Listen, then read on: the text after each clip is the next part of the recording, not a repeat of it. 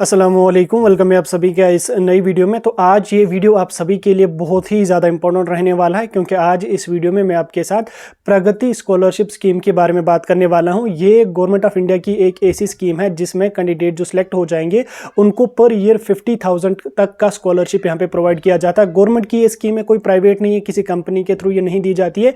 ये all India council for technical education की तरफ से गवर्नमेंट के थ्रू ये स्कीम दी जाती है। पूरा जानने के लिए आप इस वीडियो को एंड तक देख लेना। चैनल को भी सब्सक्राइब कर देना, व्हाट्सएप और टेलीग्राम ग्रुप दोनों ज्वाइन कर देना, लिंक दोनों की आपको डिस्क्रिप्शन में मिल जाएगी। तो चलिए वीडियो को शुरू कर ले। तो देख लेते हैं यहाँ पे प्रगति स्कॉलरशिप स्कीम के बारे में। तो एक एक करके मैं आपके साथ सारी चीजें एक्सप्लेन करके समझा दूंगा, आप आराम से इस वीडियो को देखो। उसके बाद अगर आपका कोई डाउट होगा तो आप मुझे कमेंट सेक्शन में मेंशन कर देना। तो चलिए स्टार्ट कर लेते हैं। सबसे पहले हम बात करेंगे कि प्रगति स्कॉलरशिप स्कीम है क्या, इसके इंट्रोडक्शन को हम जानने की कोशिश करेंगे। तो प्रगति स्कॉलरशिप स्कीम की अगर मैं बात करूं, ये स्कॉलरशिप स्कीम AIST यानी कि all India council for technical education की तरफ से पूरे ऑल ओवर इंडिया के जो भी फीमेल स्टूडेंट्स हैं, यानी कि जो गर्ल स्टूडेंट्स हैं, उनको ये स्कॉलरशिप स्कीम दी जाती है। ठीक, इसका अगर हम मेन मोटिव की बात करेंगे, मेन ऑब्जेक्टिव क्या है इस स्कीम का? इस स्कीम का ऑब्जेक्टिव ये है कि जो टेक्निकल एजुकेशन होनी है, मतलब जो टेक्निकल एजुकेशन है वो फीमेल स्टूडेंट्स में प्रमोट होनी चाहिए। ठीक, खासकर वो फीमेल स्टूडेंट जो मिडिल क्लास फैमिली से बिलोंग करते हैं, यानी कि जो इकोनॉमिकली वीकर सेक्शन से बिलोंग करते हैं, यानी कि जिनकी फैमिली की इनकम 8 लाख या 8 लाख के बिलो है, यानी कि जिनकी फैमिली की इनकम उतनी अच्छी नहीं है, जो फाइनेंशियली उतने स्टेबल नहीं है कि वो अपनी टेक्निकल एजुकेशन चाहे डिग्री हो चाहे डिप्लोमा हो उसको कंटिन्यू कर पाते हैं। ठीक, इसी को देखते हुए यहाँ पे गवर्नमेंट ऑफ इंडिया की तरफ से AIST के थ्रू इस स्कीम को जो है वो लॉन्च किया गया। ठीक, ऑब्जेक्टिव आपको समझ आ गया। अब इसके एलिजिबिलिटी के क्राइटेरिया को हम देखेंगे कि कौन कौन सा कैंडिडेट प्रगति स्कॉलरशिप स्कीम के लिए एलिजिबल है, कौन कौन सा कैंडिडेट इस स्कीम के लिए जा सकता है। तो एलिजिबिलिटी के क्राइटेरिया में सबसे पहले मैं आपको यहाँ पे पेन सेलेक्ट कर देते। तो एलिजिबिलिटी के क्राइटेरिया में सबसे पहले जो है वो कैंडिडेट, वो इसमें फीमेल स्टूडेंट से एलिजिबल है। मेल स्टूडेंट प्रगति स्कॉलरशिप स्कीम के लिए एलिजिबल नहीं है। हाँ, प्रगति सक्षम स्कॉलरशिप स्कीम एक अलग है, उसमें मेल और फीमेल दोनों एलिजिबल है। PWD के जो कैंडिडेट हैं उनको वो दी जाती है, उस पर मैं अलग से वीडियो डालूंगा, आपको टेंशन लेने की कोई जरूरत यहाँ पे नहीं है। साथ में यहाँ पे पहले फीमेल स्टूडेंट होना चाहिए।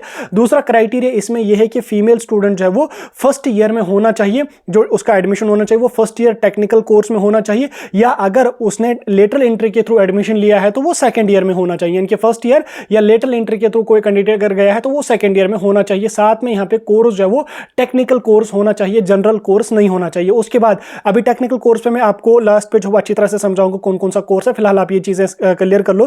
फैमिली इनकम की अगर मैं बात करूं तो फैमिली इनकम जो है वो 8 लाख या 8 लाख के बिलो होनी चाहिए एनुअली। ठीक, एनुअली 8 लाख या 8 लाख के बिलो इनकम होनी चाहिए। और उसके बाद पर फैमिली 2 फीमेल स्टूडेंट्स ही इस स्कीम के लिए जा सकते हैं। अगर 2 से ज्यादा है तो वो अप्लाई नहीं करेंगे, सिर्फ 2 फीमेल स्टूडेंट करेंगे, 2 को ही मिलेगा। 4 है 5 है लेकिन 2 ही अप्लाई करना, 2 ही को यहाँ पे मिलेगा। सिलेक्शन का प्रोसेस अगर हम बताएं तो सिलेक्शन का प्रोसेस आपको मेरिट के बेस पे यहाँ पे किया जाएगा। जो प्रीवियस एग्जाम आपने क्वालिफाई किया है उसके मार्क्स के बेस पे ये आपका जो है वो इसमें सिलेक्शन हो जाता है। इसमें कुल मिला के 5000 सीट्स होती हैं। हर साल उन सीट्स को प्रगति स्कॉलरशिप स्कीम के थ्रू फिल किया जाता है, और 5000 सीट्स को जो है वो सक्षम स्कॉलरशिप स्कीम के थ्रू फिल किया जाता है, और 5000 अलग से होती हैं PMSSS के थ्रू, मतलब उनको फिल किया जाता है। ठीक, एलिजिबिलिटी के क्राइटेरिया की मैंने यहाँ पे आपके साथ मतलब डिटेल में बात करी।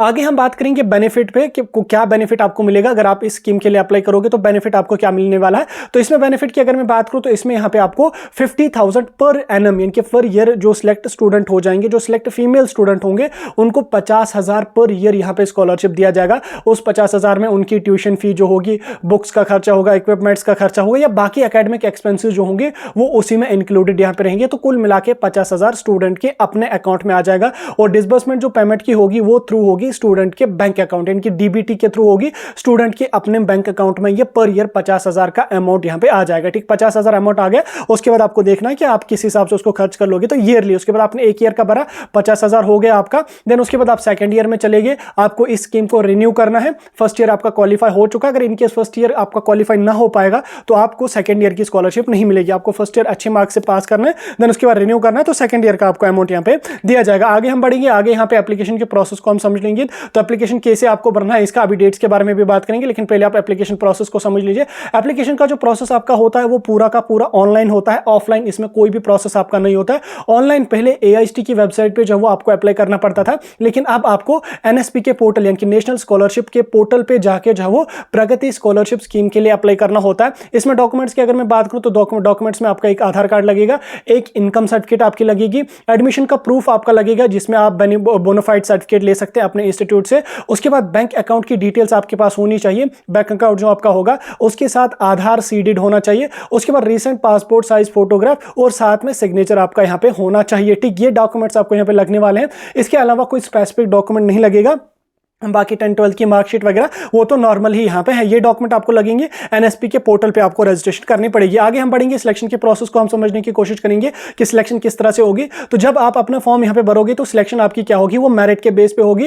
एप्लीकेशन जो आप फिल करोगे उसमें जो आप अपने 12th की डिटेल्स वगैरह डालोगे तो उसके हिसाब से यहाँ पे आपका सिलेक्शन हो जाएगा। याद रखना, इसमें ज्यादा प्रेफरेंस उनको दी जाएगी जो इकोनॉमिकली वीकर सेक्शन यानी कि जिनकी इनकम कम होगी उनको ज्यादा प्रेफरेंस दी जाएगी एज कंपेयर टू उन कैंडिडेट्स की जिनकी इनकम ज्यादा होगी। यानी कि अगर आपकी इनकम कम है तो आपको ज्यादा चांसेस हैं स्कॉलरशिप मिलने के। ठीक, पूरा का पूरा जो प्रोसेस होगा वो ट्रांसपेरेंट मोड में होता है, पूरा का पूरा प्रोसेस होता है ऑनलाइन मोड में होता है, फ्री ऑफ कॉस्ट होता है, कहीं पे भी आपको कोई भी पैसा लगने वाला नहीं है, फ्री ऑफ कॉस्ट पूरा का पूरा प्रगति स्कॉलरशिप स्कीम का प्रोसीजर फ्री ऑफ कॉस्ट यहां पे होता है। आगे हम बढ़ेंगे, आगे हम डेट्स की बात करेंगे। तो डेट्स की अगर मैं बात करूं, एप्लीकेशन फॉर्म स्टार्टिंग की जो डेट है वो अभी तक अनाउंस नहीं हुई है। इसकी जो डेट्स होंगी वो सेपरेटली अनाउंस हो जाएंगी। आप मान के चलो कि मेरे ख्याल से अप्रैल मई के महीने में AIST की जो स्कॉलरशिप स्कीम्स होती हैं वो यहां पे स्टार्ट हो जाती है। तो अप्रैल मई के महीने में आपकी ये जो स्कॉलरशिप स्कीम है यहां पे स्टार्ट हो जाएगी। जब ये स्कीम स्टार्ट हो जाएगी हम आपको उस टाइम इन्फॉर्म करेंगे, आपको घबराने की कोई जरूरत नहीं है। स्कॉलरशिप के डिसबर्समेंट की अगर मैं बात करूं तो डिसबर्समेंट जो आपकी स्कॉलरशिप की होती है वो AIST के शेड्यूल के थ्रू होती है। इनके AIST के शेड्यूल ये है कि आपका जो आधार कार्ड है वो बैंक के साथ सीडेड भी होना चाहिए, बैंक के साथ लिंक भी होना चाहिए, उसी आधार के बेस पे आपको यहाँ पे स्कॉलरशिप मिलेगा। और दूसरी बात आप यही याद रख लेना कि अगर आप किसी और स्कॉलरशिप को क्लेम कर रहे हो, चाहे वो स्कॉलरशिप आपका यूनिवर्सिटी लेवल का है, चाहे वो आपका स्टेट लेवल का कोई स्कॉलरशिप है, तो आप इस स्कीम के लिए एलिजिबल नहीं है। इसका यह भी क्राइटेरिया है कि कैंडिडेट किसी और स्कॉलरशिप के लिए क्लेम नहीं किया हुआ होगा या वो कोई और स्कॉलरशिप जो है वो क्लेम उसको नहीं करना है। ठीक, आपको सिर्फ यही स्कीम भरनी है, तब जाके आपको ये मिलेगी। डेट्स आपको समझ आ गई। यहाँ पे प्रोसेस आपको लगभग 1 महीने तक यहाँ पे चलता रहता है, इसका 1-1.5 महीने तक। कंटेक्ट इन्फॉर्मेशन में अगर आपको हेल्पलाइन मतलब बात करनी है इनसे तो आप इनका हेल्पलाइन नंबर यहाँ पे 011-295-1118, ठीक, इस नंबर पे आप कंटेक्ट करके एडिशनल इन्फॉर्मेशन वहां से मांग सकते हैं। ऑफिशियल वेबसाइट की अगर मैं बात करूँ, ऑफिशियल वेबसाइट आप AIST की वेबसाइट विजिट कर सकते हैं www.ait-india.org। उसके बाद नेशनल पोर्टल की अगर मैं बात करूँ तो NSP पोर्टल की अगर मैं बात करूँ इसमें www.nationalscholarship.gov.in ये है NSP का पोर्टल। ठीक, यहाँ तक आपको समझ आ गया। पूरी डिटेल में इंफॉर्मेशन मैंने आपको इस प्रगति स्कॉलरशिप स्कीम के बारे में बता दिया। अब इसमें आप याद रख लेना, ओवरऑल कंक्लूजन अगर आपको मैं बताऊं, इसमें फीमेल स्टूडेंट ही एलिजिबल है। साथ में फीमेल स्टूडेंट जो है वो कोई टेक्निकल एजुकेशन मतलब उसमें टेक्निकल कोर्स में उसका एडमिशन होना चाहिए फर्स्ट ईयर में, और अगर उसने लेटरल एंट्री के थ्रू एडमिशन लिया है तो उसका सेकंड ईयर में एडमिशन होना चाहिए।